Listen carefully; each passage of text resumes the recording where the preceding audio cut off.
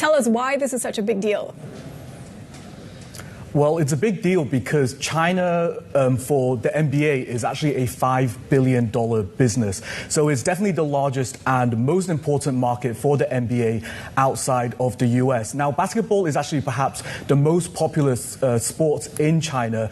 According to a report by S&P Global, actually over half of Chinese internet users actually watch the NBA. And just to give a little bit of context of why this relationship soured to begin with, is that because back in 2019, the general manager for the Houston Rockets at the time, he posted a tweet in support of the pro-democracy protesters in Hong Kong. And as you can imagine, the backlash was pretty major. We saw sponsors cutting ties. We saw state television, CCTV, stopping the broadcast of the games. And even Tencent even stopped the live streams. And so there was so much at stake at the moment. And I was actually in Shanghai in 2019, and I even saw banners of NBA being pulled down from the buildings. And so Adam Silver, the NBA commissioner, he actually said because of all of this, quote, hundreds of millions of dollars were actually lost because of this. And so when I was speaking with Mark Dreyer, he was an expert in the Chinese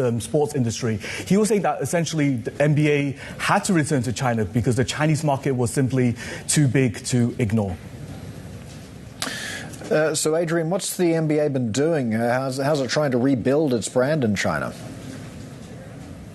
Right, so there's been a lot of behind-the-scenes talks just over the years trying to mend that relationship. And it's actually interesting that it's being played in Macau because usually these games are played in the big cities such as Beijing and Shanghai. And experts that I've been talking to, they're essentially saying that Macau was really seen as like a testing ground before it really fully returns back to the mainland. And it was essentially a safe choice for the NBA to play the games over there. And they've signed quite a big deal with Sands China, who is doing the games. And CCTV, they've actually eventually resumed playing the games on TV about 2.5 years after the initial fallout. And just from the NBA side, they've sent the likes of LeBron James and Steph Curry, as you can see there, going back to China, which drew thousands of fans, really. And even when Curry was in Chongqing, he was welcomed with such a extravagant drone show. But even on the flip side, Anta Sports, they have the largest sportswear company in China. They've even signed the likes of Kyrie Irving for some deals. So it's a two-way street here.